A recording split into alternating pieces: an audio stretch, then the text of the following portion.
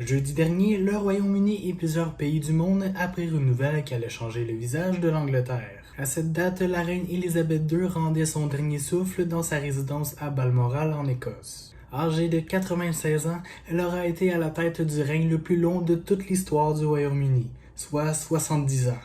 Que l'on soit pro ou anti-monarchie, laissons de côté nos idées politiques et concentrons-nous sur l'histoire d'une femme, celle d'Élisabeth II.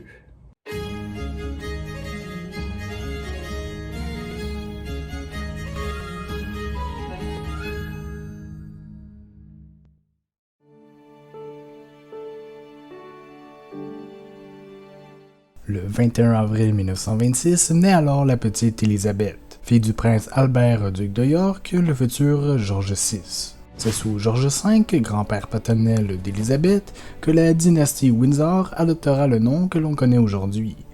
Branche cadette d'une maison saxonne, elle portera au départ le nom de Saxe-Cobourg-Gotha. Durant la Première Guerre mondiale, soit l'année 1917, la population britannique devient de plus en plus anti-germanique. Pour contrer ce mouvement idéologique, le roi George V décide alors de changer le nom de la famille pour celui de Windsor. En janvier 1936, alors qu'elle est âgée de 10 ans, le monarque George V s'éteint et c'est son oncle qui monte sur le trône pour devenir Édouard VIII. Cependant, il ne règne que 11 mois avant de choisir d'abdiquer pour se marier avec une Américaine. De cet événement inattendu se produit deux choses. Premièrement, le père d'Élisabeth, qui était simplement deuxième fils du défunt roi, accède alors au trône sur le nom de George VI. Deuxièmement, elle devient la possible héritière du trône et la famille royale déménage donc au palais de Buckingham. Alors je sais pas pour vous, mais niveau anecdote de famille, je trouve ça plutôt stylé. Durant les années de la Seconde Guerre mondiale, princesse Élisabeth fait des discours de sympathie et de messages d'espoir, notamment celui adressé aux enfants du Royaume-Uni et du Commonwealth en 1940.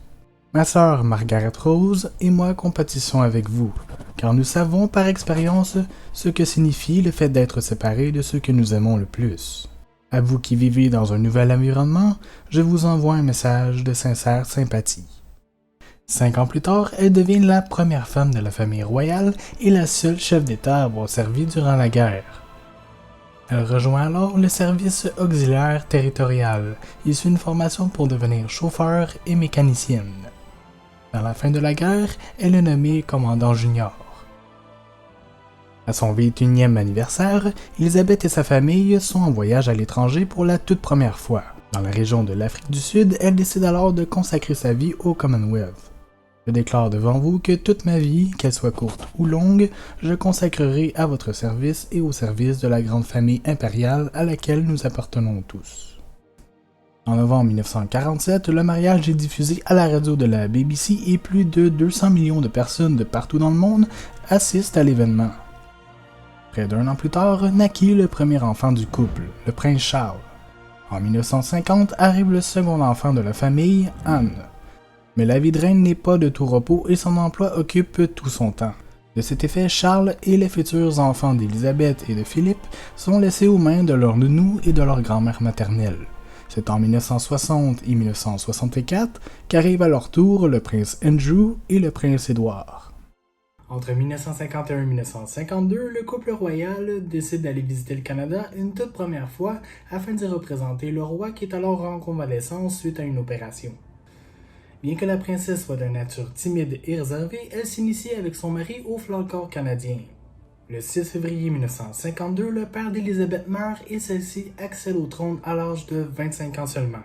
Oui, 25 ans. Son ascension au trône est vue d'un très bon œil et elle est très populaire auprès du peuple britannique.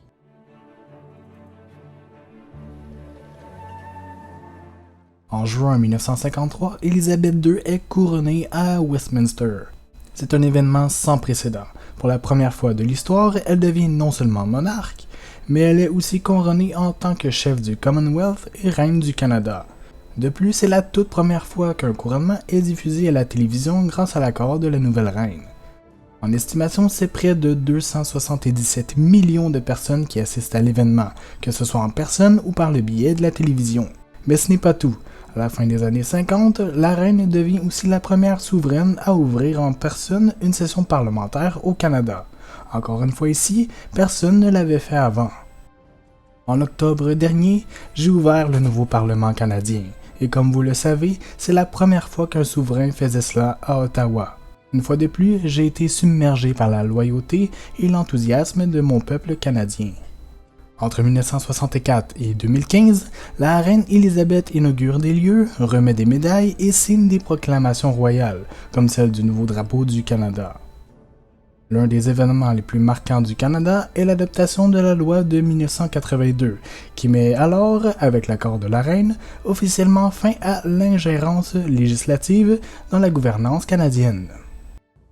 En 2015, la reine Élisabeth II est celle qui détient le plus long règne, soit 63 ans et 216 jours. Elle dépasse même le règne de la reine Victoria, qui a régné de 1919 à 1901.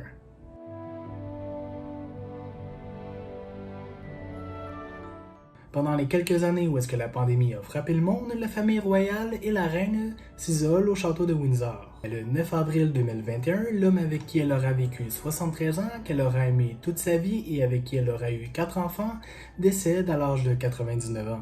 Âgée alors de 95 ans, la reine se retrouve veuve. En février 2022, ce sont les célébrations du 70e anniversaire du règne d'Élisabeth.